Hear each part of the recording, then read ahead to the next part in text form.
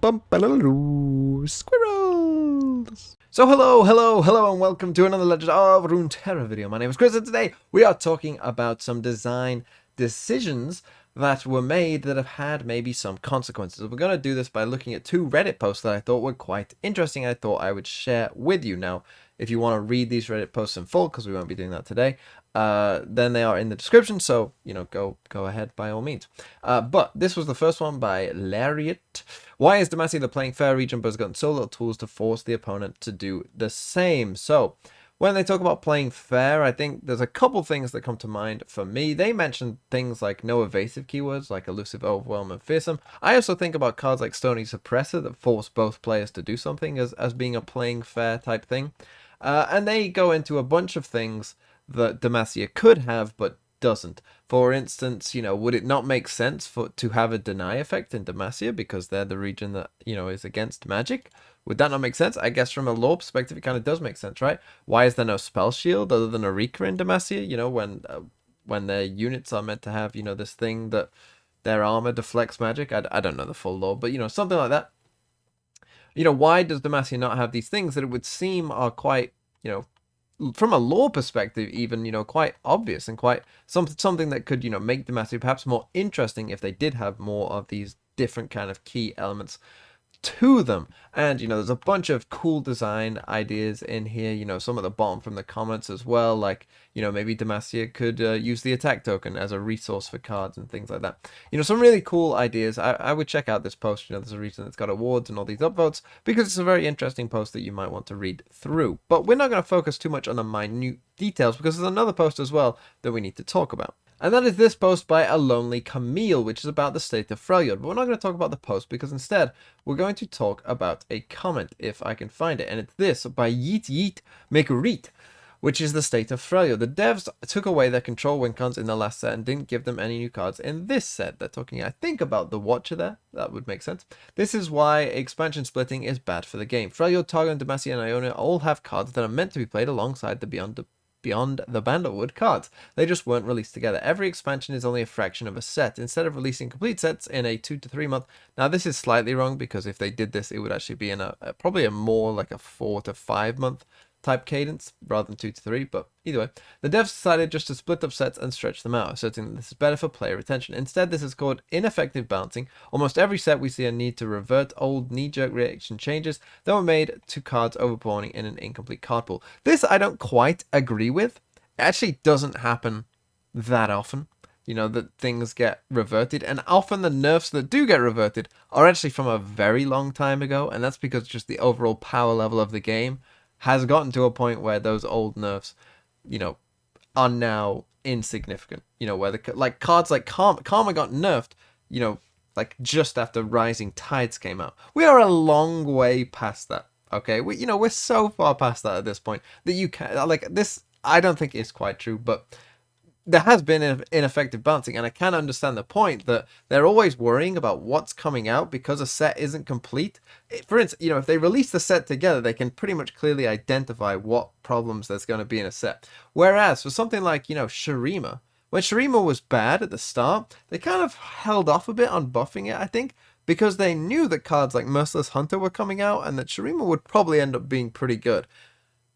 And it did end up being too good even, and it just becomes much harder to predict rather than having the actual data yourself. You're having to just always constantly refer back to, oh yeah, but this is coming out, so I can't buff this thing right now, which is really bad, because these things are coming. They might have had the same thing with landmarks, where they're like, well, Ziggs and Zerath are coming out pretty soon, so are we going to push the boat that much on landmarks? Because shouldn't we wait until we see, how they do after that? That feels like something that has happened in this game, which has had a balance problem for the devs, I think.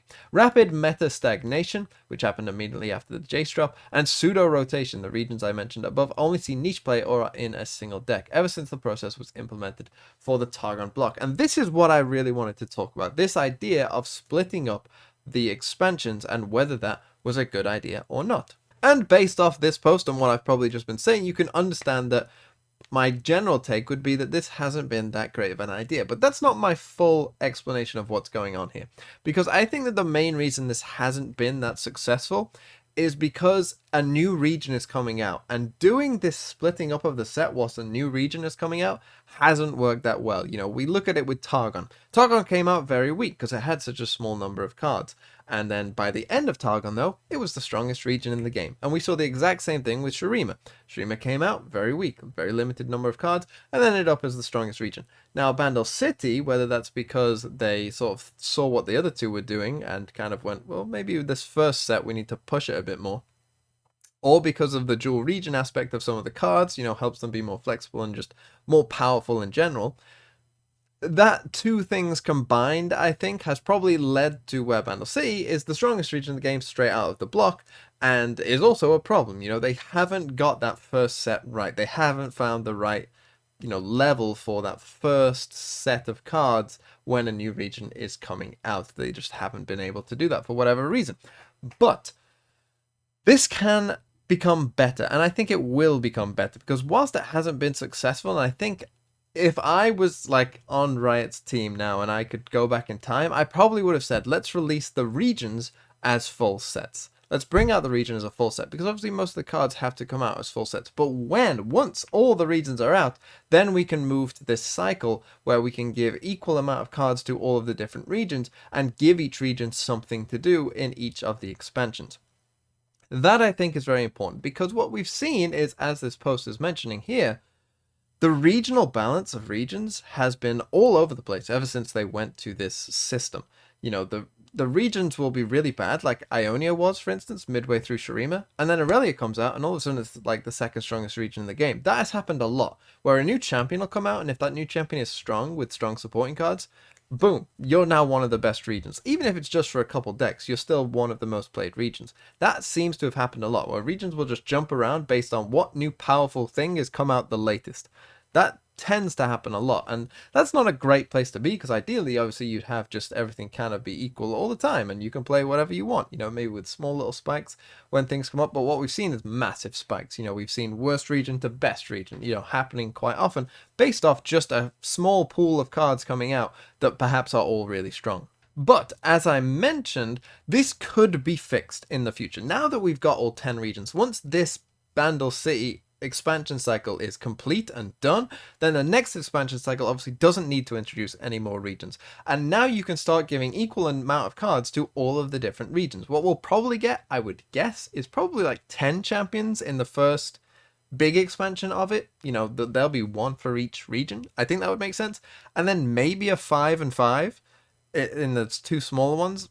I think that would probably make the most sense, and again, that would lead to probably a more balanced overlook as each region starts getting similar power level of cards, because of course all of the initial regions that are in the game are kind of at a disadvantage because they have a lot of cards that aren't that good, whereas Bandle City has cards pretty much that are mostly really good. You know, there's a lot of good Bandle City cards. The overall Bandle City power level is much higher than the, you know, sort of average Demacia or Freljord power level of cards.